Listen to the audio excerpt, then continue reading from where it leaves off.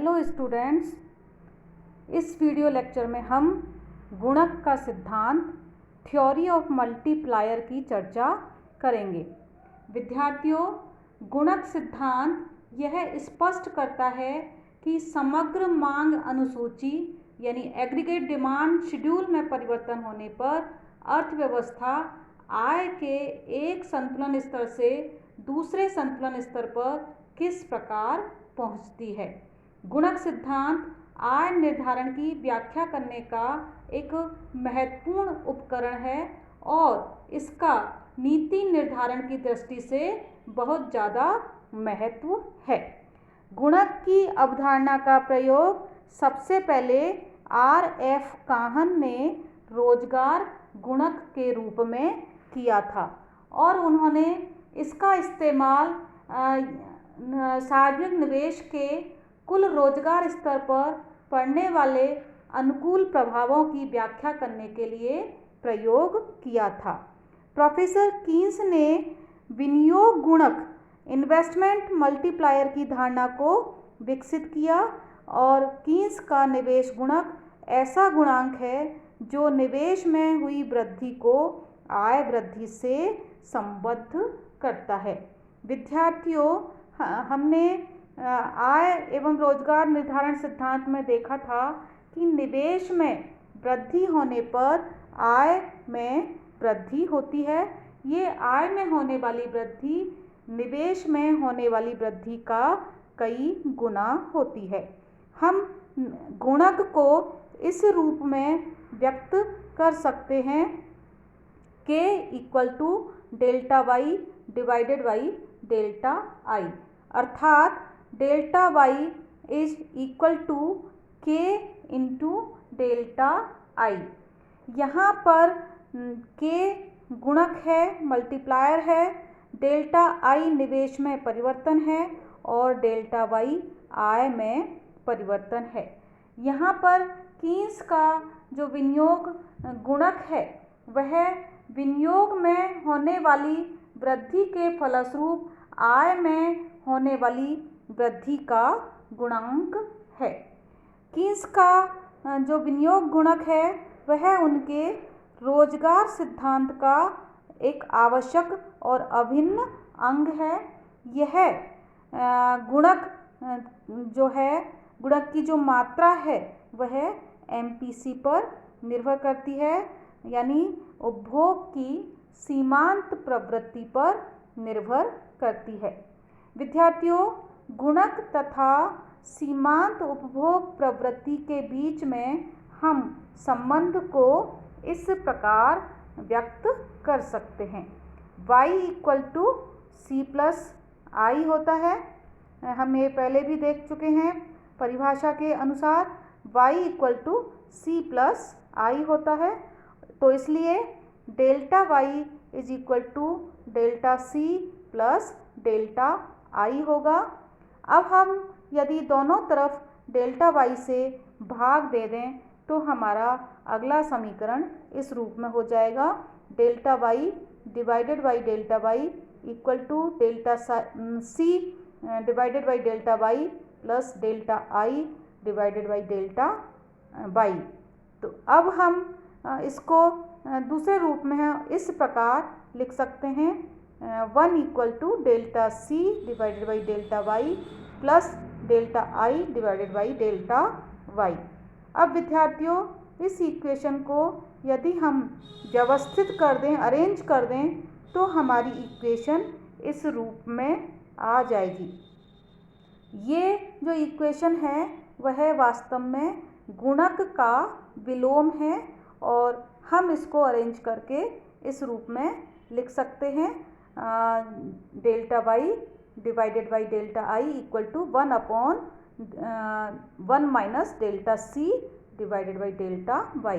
और चूँकि delta C divided by delta y ये जो है वह MPC है, इसलिए जो delta y divided by delta I जो हमने पहले भी देखा था कि वह उसको हम यदि K से डिनोट कर दें, यानी गुणक है यह, तो यह गुणक 1/1 माइनस MPC के बराबर होगा और हम जानते हैं, हमने जैसा कि उपभोग फलन में पढ़ा कि 1 माइनस MPC 1 MPS यानी मार्जिनल प्रोपेंसिटी टू सेव के बराबर होती है।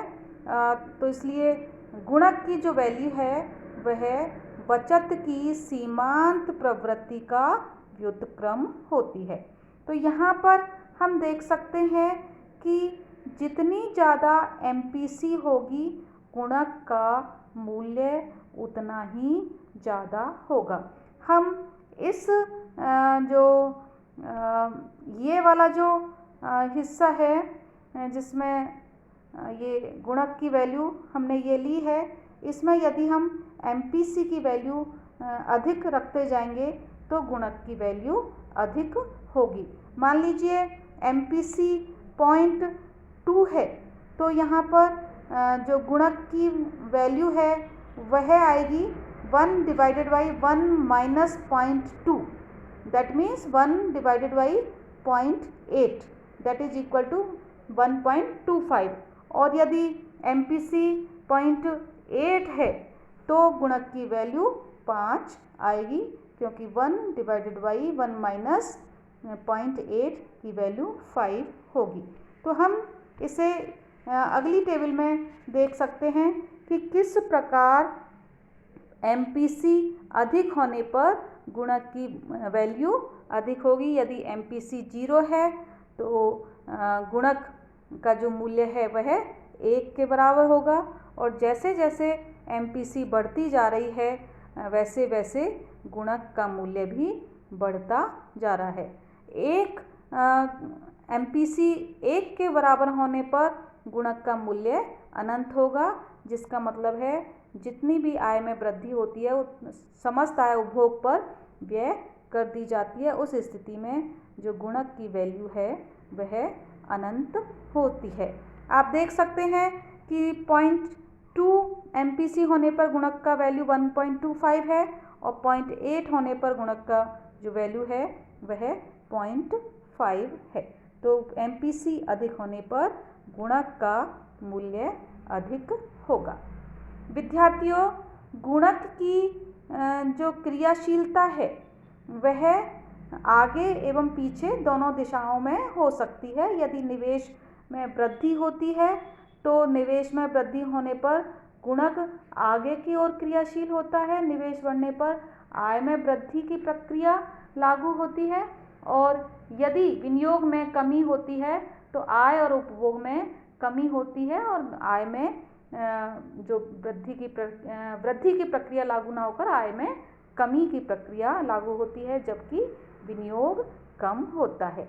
विद्यार्थियों, एक बात और कि चूंकि MPC सदैव 0 से अधिक एवं 1 से कम होती है, इसलिए गुणक की वैल्यू, गुणक का मूल्य सदैव 1 तथा अनंत के बीच में होता है। कीन्स ने गुणक सिद्धांत को बिना समय अंतराल के यानी बिना टाइम लैग के एक तात्कालिक प्रक्रिया के रूप में उन्होंने गुणक सिद्धांत की व्याख्या की है। यानी कहने का मतलब ये है कि कीन्स के जो विनियोग गुणक है उसमें निवेश में वृद्धि करते ही उसी समय आय में वृद्धि हो जाती है, और इसमें जो टाइम एनालिसिस है या पीरियड एनालिसिस है वह शामिल नहीं होता। इसलिए कीन्स का जो विनियोग गुणक है वह स्टैटिक मल्टीप्लायर के रूप में है, स्थैतिक गुणक के रूप में है। विद्यार्थियों, चूँकि इसमें गुणक एक निश्चित अनुक्रम में, एक निश्चित सीक्वेंस में क्रियाशील होता है, इसलिए हम उसे अनुक्रम गुणक, सीक्वेंस मल्टीप्लायर या तात्कालिक गुणक भी कहते हैं, क्योंकि इसमें यह माना जाता है कि अर्थव्यवस्था में विनियोग में वृद्धि होने पर आय में भी तत्काल वृद्धि हो जाती है।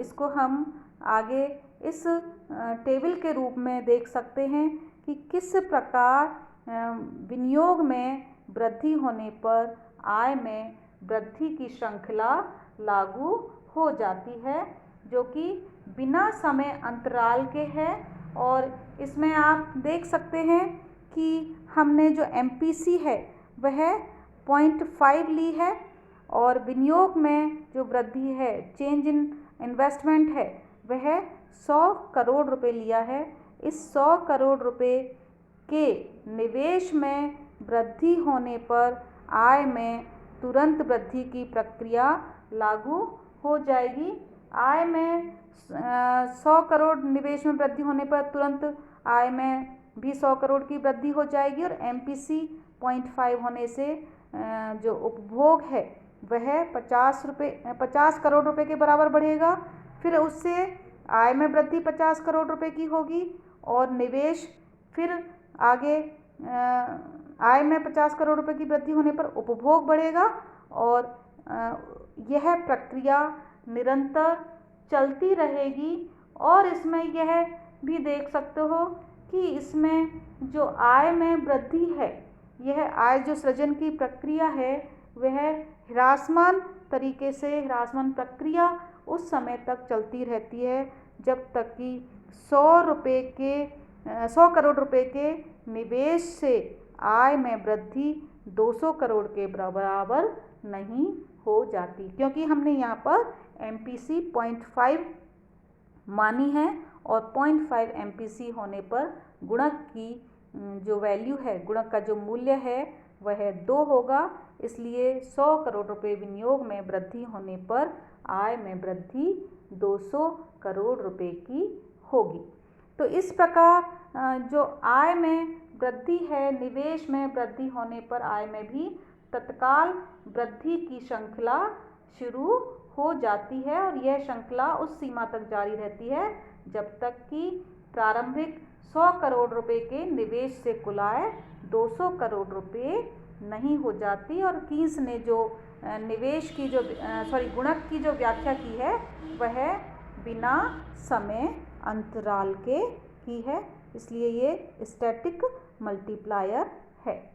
इसको हम एक डायग्राम के माध्यम से भी इस प्रकार व्यक्त कर सकते हैं। इसमें हमने OY अक्ष पर कंजम्पशन एंड इन्वेस्टमेंट, उपभोग और विनियोग लिया है, OX अक्ष पर हमने आय ली है।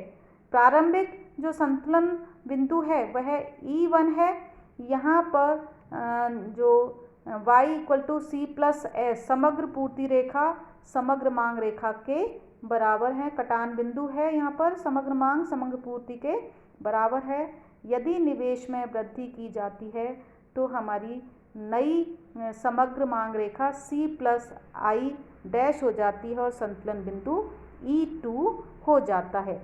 हम देख सकते हैं निवेश में वृद्धि होने पर डेल्टा I जो निवेश में वृद्धि है, वह निवेश में वृद्धि होने पर आय में वृद्धि Y1 Y2 के बराबर होती है। निवेश में होने वाली वृद्धि से आय में होने वाली वृद्धि अधिक है। और यहाँ पर आप देख सकते हैं जो ये C उपभोग फलन है, वहाँ पर हमने दिखाया हुआ है कि सीमांत उपभोग प्रवृत्ति 0.5 के बराबर है। तो निवेश में जितनी वृद्धि होती है, आय में उसके 2 गुना वृद्धि हो जाएगी।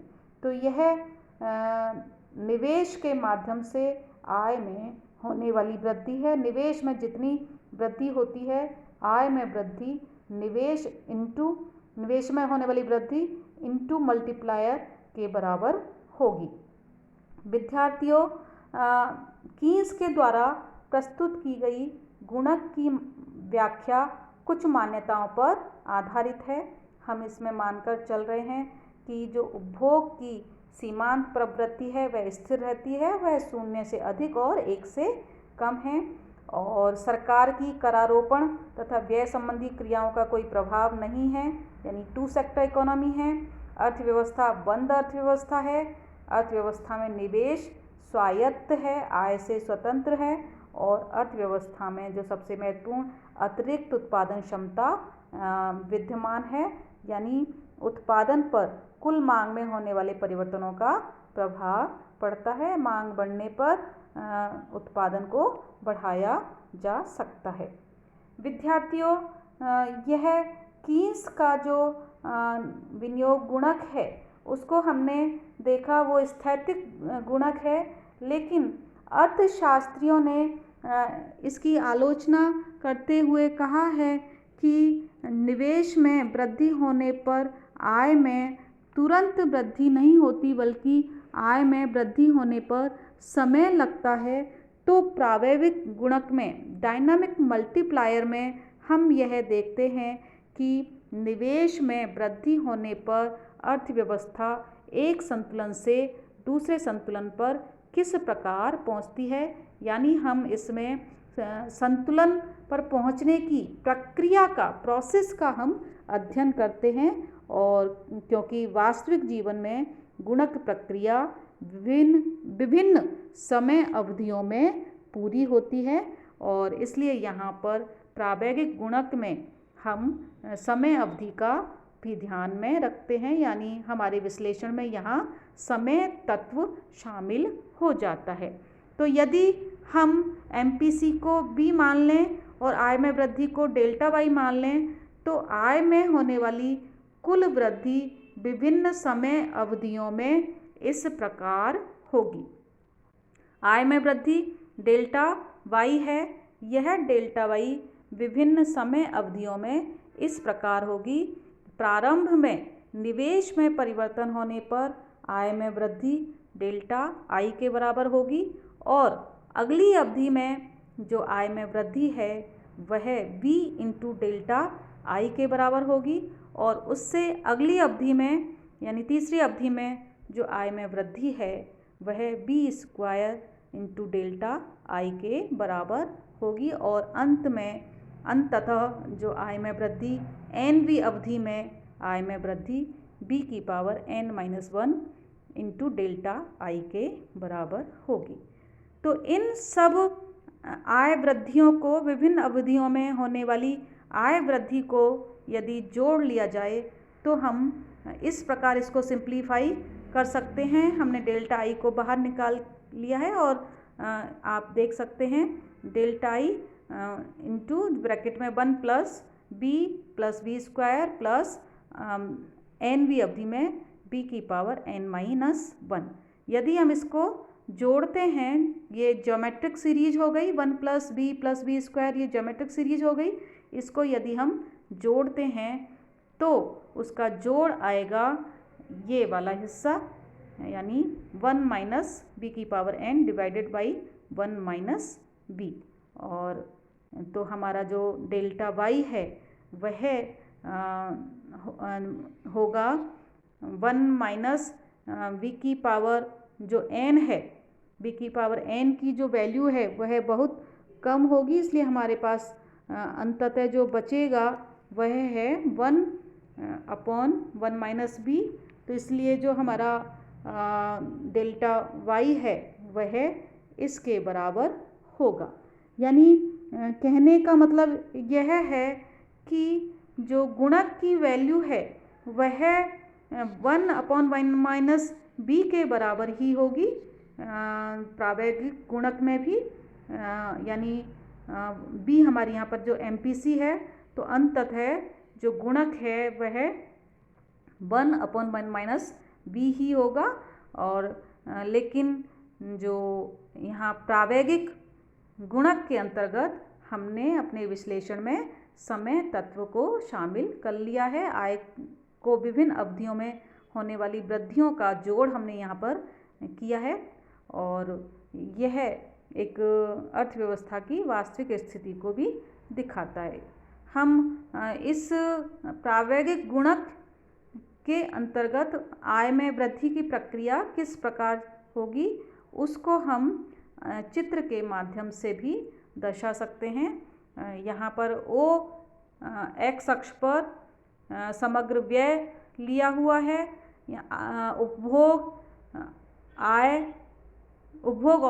विनियोग दिखाया हुआ है, और O x अक्ष पर हमने आय स्तर दिखाया हुआ है।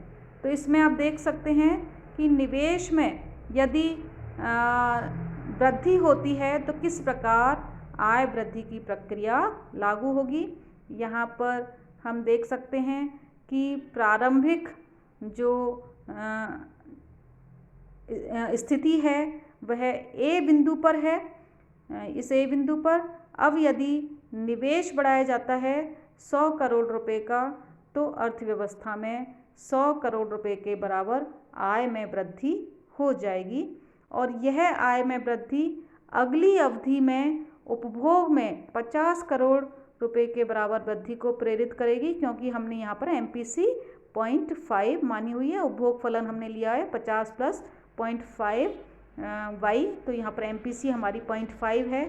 तो विनियोग में वृद्धि होने पर अगली अवधि में जो आय में वृद्धि है वह क्रमशः कम होती चली जा रही है और अंततः अर्थव्यवस्था यहाँ पर संतुलन में होगी इस पॉइंट पर। यानी प्रारंभिक स्थिति में जो हमारा संतुलन स्तर है वह 100 करोड़ रुपए है और यदि अर्थव्यवस्था में विनियोग 100 करोड़ बढ़ाया जाता है तो अंततः आय बढ़कर 300 करोड़ हो जाएगी, यानी आय में वृद्धि 200 करोड़ रुपए के बराबर हुई है। इस डायग्राम में हम देख सकते हैं कि आय में वृद्धि की प्रक्रिया किस प्रकार है, किस प्रकार विभिन्न अवधियों में आय में वृद्धि की जो श्रृंखला है वह क्रमशः कम होती जा रही है और अंततः अर्थव्यवस्था संतुलन स्तर पर पहुंच रही है। तो विद्यार्थियों, यह प्रावेगिक गुणक है जिसको हमने इस चित्र के माध्यम से दर्शाया है। हम समझते हैं कि आपको गुणक के बारे में समझ में आ गया होगा।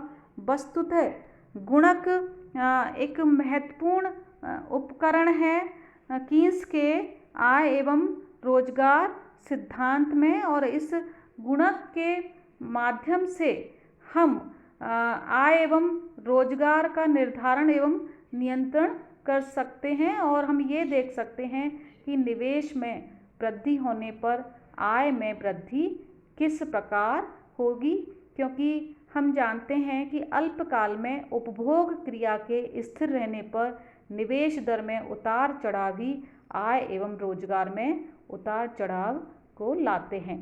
तो गुणक का विश्लेषण बहुत महत्वपूर्ण है और आगे हम देखेंगे व्यापार चक्र में भी गुणक प्रक्रिया व्यापार चक्र की विभिन्न अवस्थाओं का निर्माण करती है। निवेश में कमी होने पर आय एवं रोजगार संचयी रूप में घटता है और जिससे अर्थव्यवस्था में अंततः मंदी आती है, और इसके विपरीत यदि निवेश में वृद्धि होती है तो अर्थव्यवस्था में तेजी की स्थितियां क्रियाशील होती हैं। तो गुणक विश्लेषण समष्टि अर्थशास्त्र का एक महत्वपूर्ण उपकरण है, टूल है। मैं समझती हूँ आपको यह समझ में आ गया होगा। हम गुणक पर आधारित हम जो संख्यात्मक प्रश्न हैं उनको भी हल कर सकते हैं और ये संख्यात्मक प्रश्न आपको मैं होम असाइनमेंट के अंतर्गत दूंगी। Thank you.